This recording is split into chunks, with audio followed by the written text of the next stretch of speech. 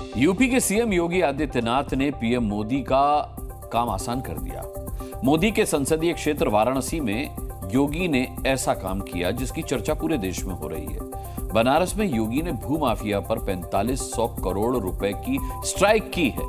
ये वो जमीन थी जिस पर भूमाफिया सहित अलग अलग तरह से कब्जा किया गया था, लेकिन योगी ने बुलडोजर चलाकर के वाराणसी में अकेले ही बड़ी सफाई कर दी।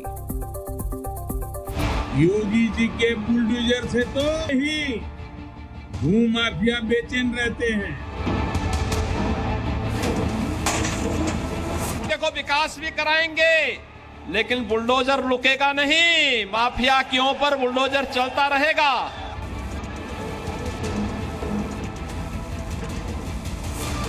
योगी ने मोदी के लिए वाराणसी में सबसे बड़ी बुलडोजर स्ट्राइक की।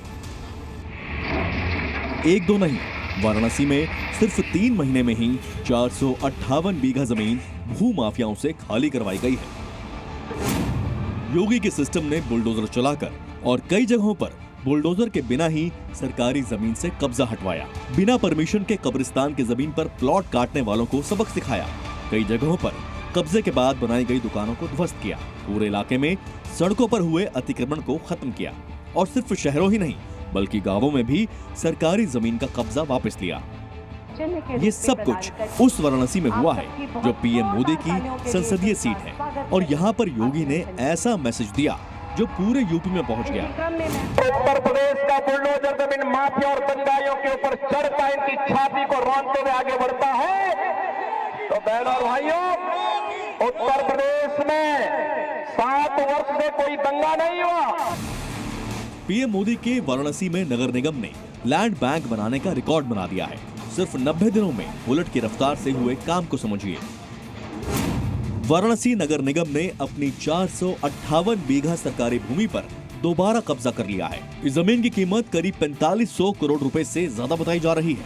नगर निगम को जमीन पर कब्जा वापस लेने के लिए भू माफिया के विरोध का भी सामना करना पड़ा, पर नगर निगम ने अब जमीन की मापी करवाकर अवैध कब्जे को गिरा दिया है।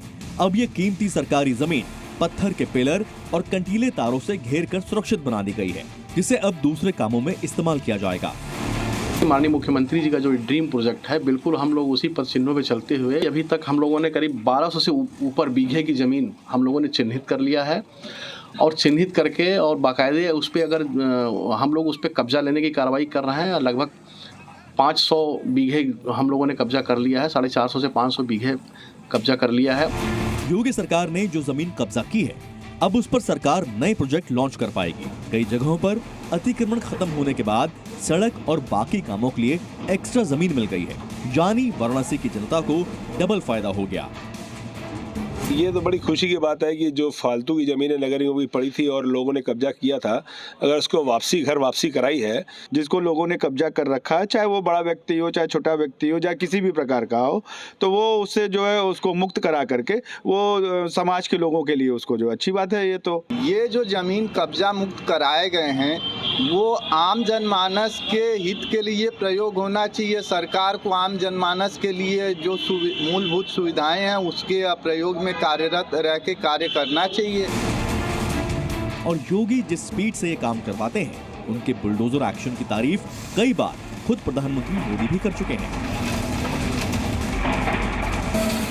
जो लोग योगी जी की पहचान सिर्फ बुलडोजर से करते रहते हैं, मैं उनकी जरा आंखें खोलना चाहता हूं। उनकी आंखें खोलना चाहता हूं। उत्तर प्रदेश में आजादी के बाद जितना औद्योगिक विकास नहीं हुआ वो अकेले योगी जी के कालखंड में हुआ है। योगी सरकार ने 4500 करोड़ रुपए की जमीन को खाली करवाया। वो कितनी बड़ी कामयाबी है, इसे ऐसे समझिए। प्रयागराज महाकुंभ में 45 करोड़ से ज्यादा श्रद्धालुओं के आने का अनुमान है, और इस 45 दिनों के कार्यक्रम में करीब 6500 करोड़ रुपए खर्च होंगे, जबकि योगी ने अकेले भू माफिया के कब्जे से ही 4500 करोड़ की जमीन निकलवा ली। अभी यूपी में सिर्फ वाराणसी में इतनी जमीन मिली है। आगे आगे देखते रहिए, योगी का बुलडोजर अभी दूसरे शहरों में भी भू माफियाओं का सफाया करेगा। बहन और भाइयों, इंडी गठबंधन इस समय घबराया हुआ है तो यूपी के बुलडोजर से घबराया हुआ है। जरा योगी जी से ट्यूशन लो, बुलडोजर कहां चलाना कहां नहीं चलाना। जब तक योगी सरकार है ये माफिया कभी यूपी के लोगों को परेशान नहीं कर सकते। अतिक्रमण के खिलाफ योगी का बुलडोजर चलता जा रहा है और ये पीला पंजा अब यूपी सरकार को अरबपति बना रहा है।